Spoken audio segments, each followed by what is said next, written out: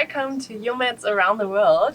I'm right now in Corfu, and we just finished the Ecstatic Dance Festival, the second time already, the second version.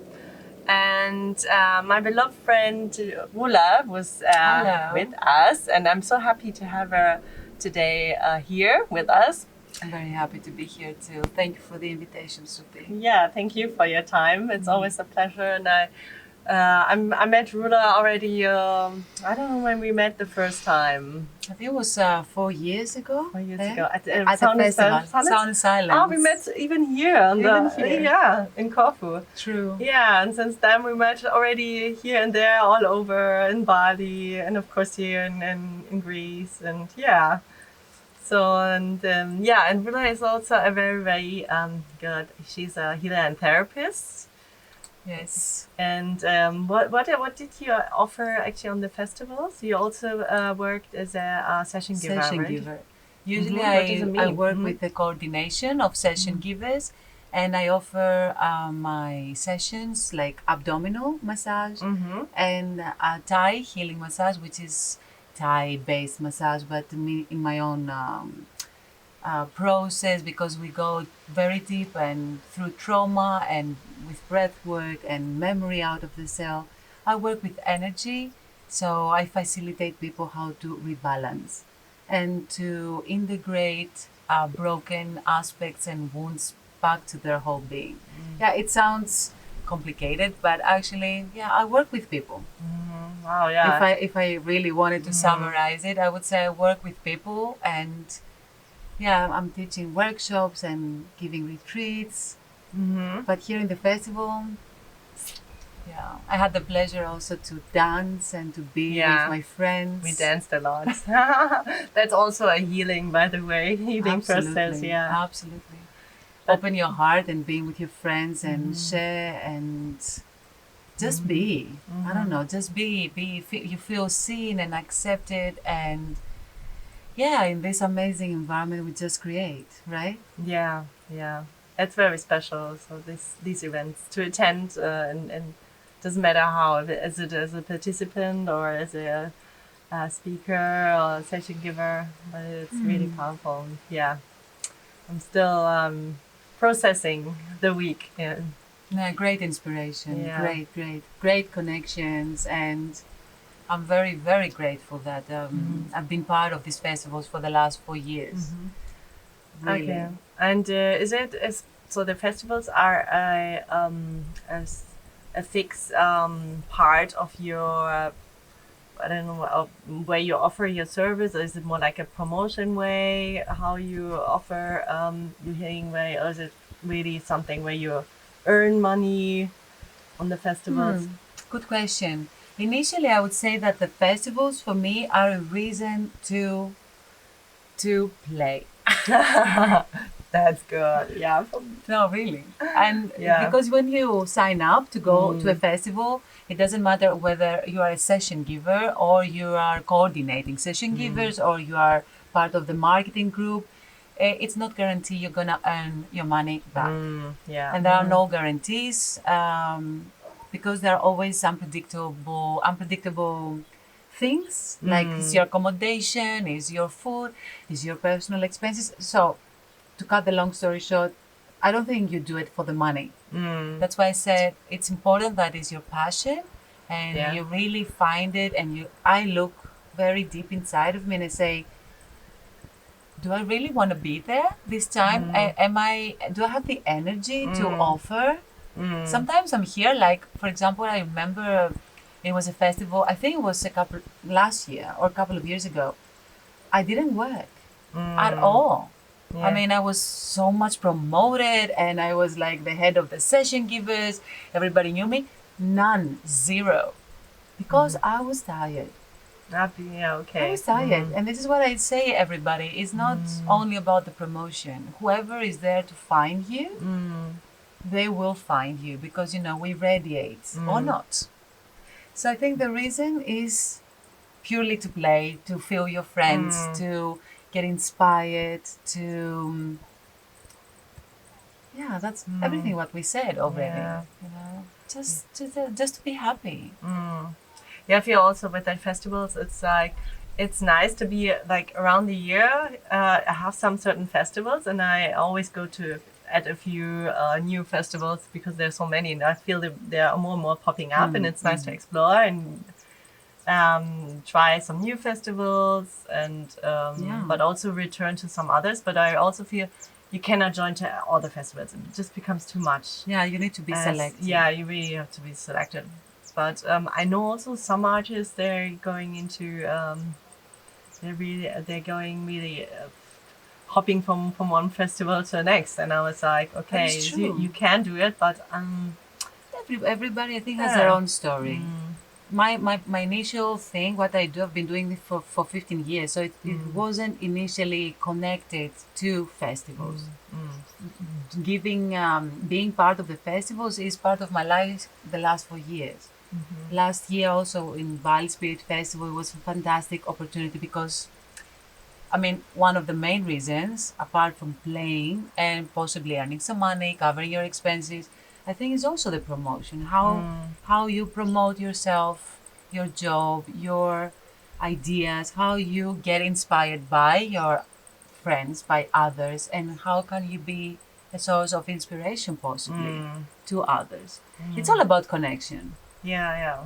I think you can make a lot out of it when you stay there on a festival or not. You know, it depends always like how much you really connect or present yourself, shows up.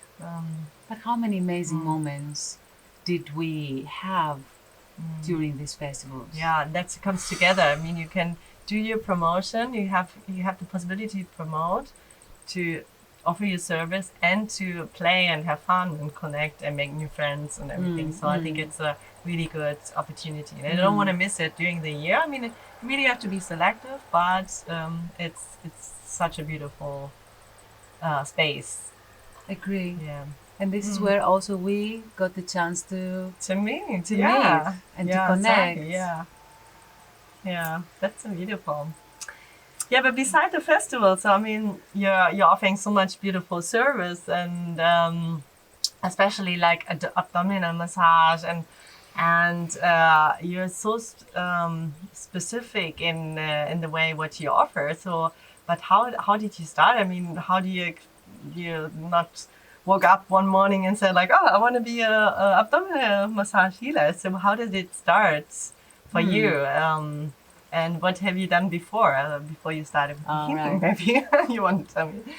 A very interesting question. Yeah. And I had a lot of people during these years asking me this kind of stuff because they really want to have an inspiration, like someone, oh yeah, they did it before, it's doable. I would say, actually, I didn't even start with abdominal massage. And okay, let's get things straight.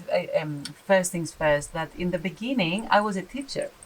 Ah, you're a teacher. So I was always involved somehow with giving, sharing knowledge and transferring things from one field to the other and things like that.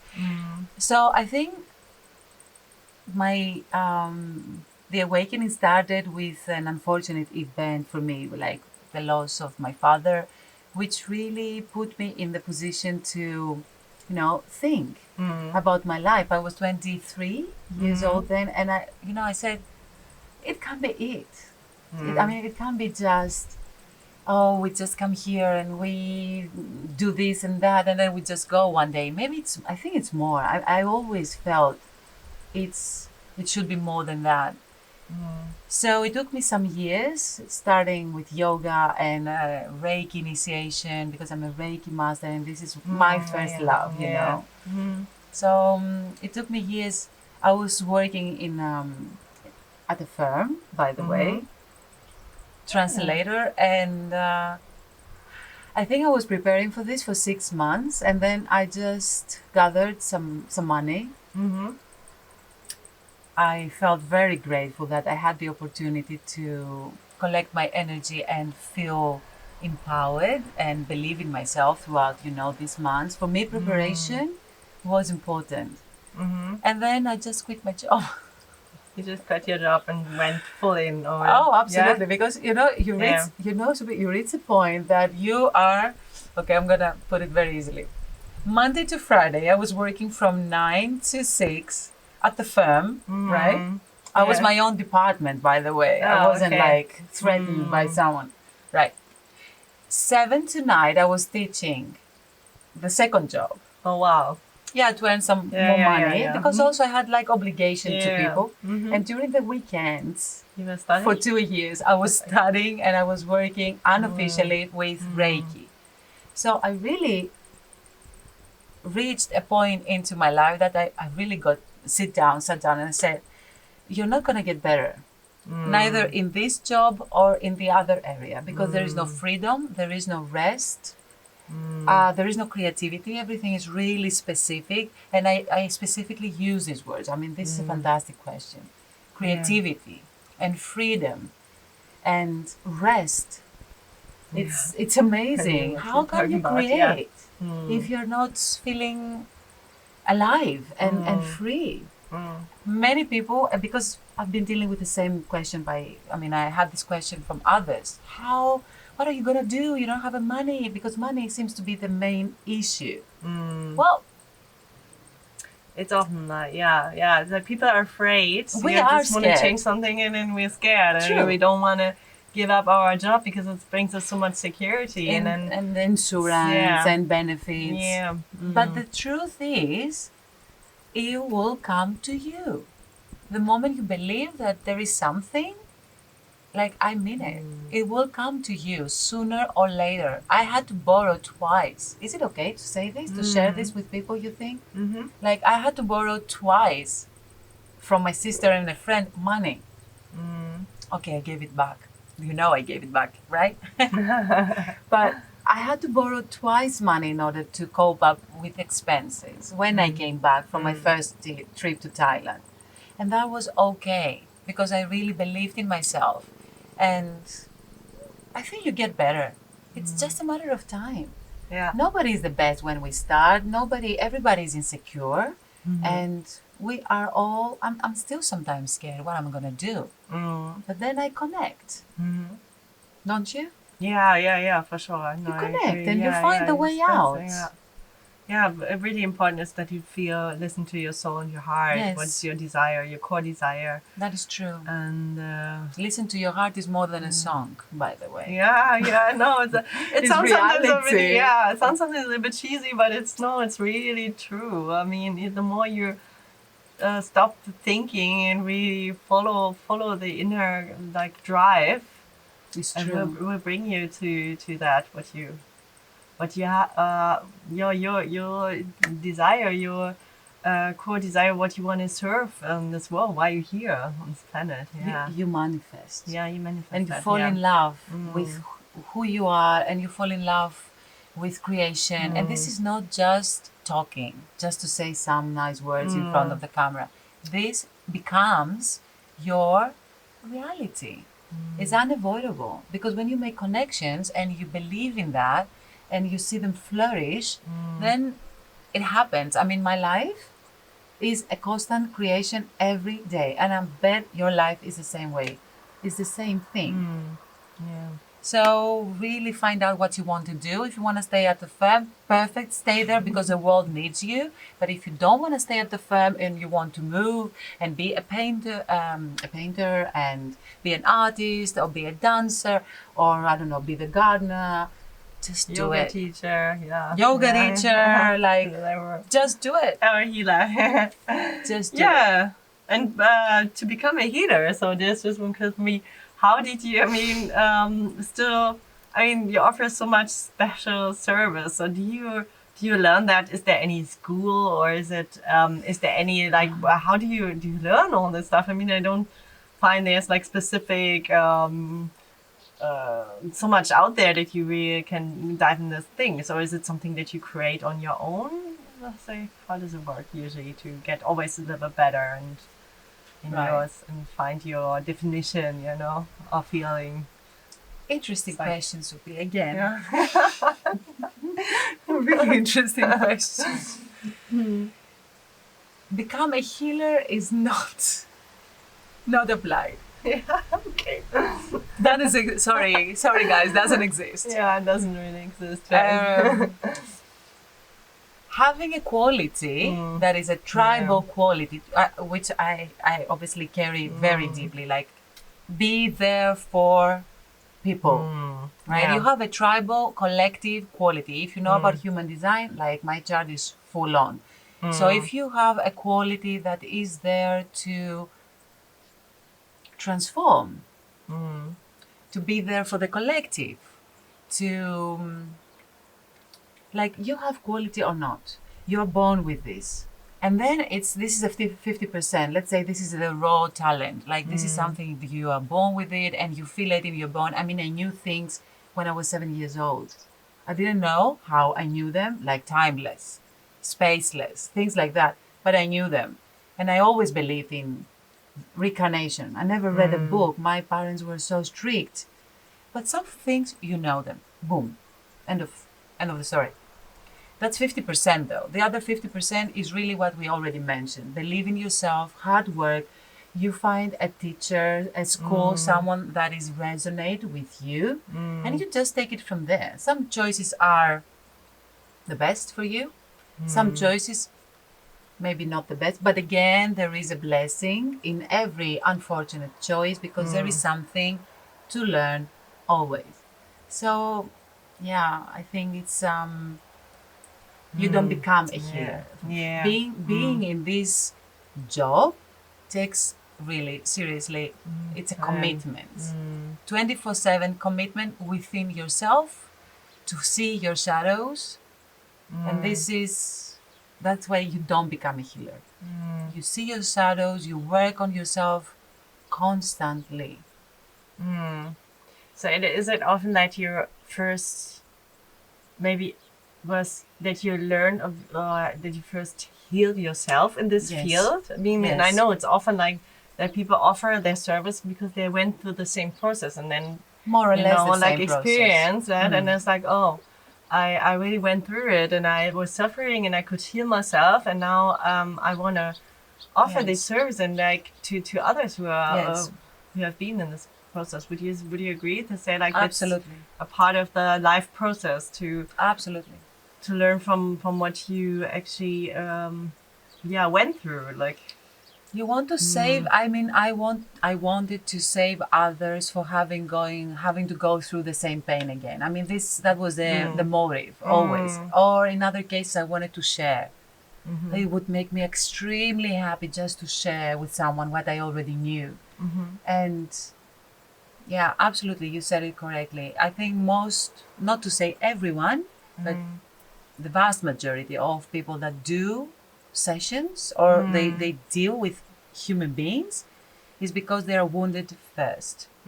I mean, don't get me wrong, everyone's wounded. Yeah, everyone, of course, we all have. We don't have the same story, Yes, everybody. yeah. Maybe your story is to do it in a different way, to be in politics and help the environment.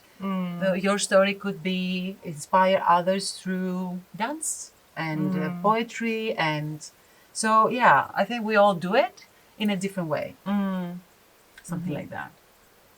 That's definitely the trauma of the Chiron, the planet, and the trauma of the wounded healer. That is a motivation to take you out of the couch and start doing stuff. Sharing. Yeah, that's so beautiful. Yeah, so look, for everyone, for every soul, there's a chance and possibility to rise, and especially even if you're really down, and especially if you're down somewhere, you have the chance to help and heal a lot of people. Yeah. Absolutely, and I absolutely believe in the power that every human being has to go through a transformation. I strongly believe in human beings, in the qualities and the levels that we can achieve. Yeah, sometimes I get truly disappointed, but that's another story. I need to check again with myself what's going on. Yeah. Human experiences. Anyway, we all have that, but yeah, that's also part how we evolve it and handle it in a daily situation with good and bad energy that comes and goes each day within all of us, and flows through our daily life. That is true. That is true. Yeah, and yeah, so you're offering your different healing, but how is it? I mean, how do you usually work? A kind of like, I know you have a fixed base, right? So you live here in Greece. Yeah, Mm-hmm. my up to now I have a base in Greece. Until recently, I was the owner of a studio, and I am not fixed anymore in Greece because I decided something to follow an impulse that I was always feeling. I felt it was always there to travel more and more and more. So I've been traveling since 14, maybe 14 years? Yeah, now almost every year. I have specific countries that I like to go Yeah, more. which one? I love Thailand. Thailand? Thailand is my first love, Okay. but Bali became recently my Second. my Or new love. my newest love. Newest love. My newest love. So I travel a lot. I would say it's more or less 6 months every year. At this point in my life, I like to keep a base where I feel safe, that I always can come back to. And And how much are you then at this base? So is it just like where you spend half of your time, or just sometimes and you just travel yes, back and forth? Exactly. Yeah. Up to now, because I'm open to changes and life is calling me, and I'm absolutely grateful to hear and respond to the call. But up to now, it's like I stay in Athens for 2 or 3 months, then I move to Bali, I come back, I go to Corfu, I go somewhere else. I like to go back, recharge, stay, within my house and my nest, my comfort zone, until I'm full of energy to go out and explore again.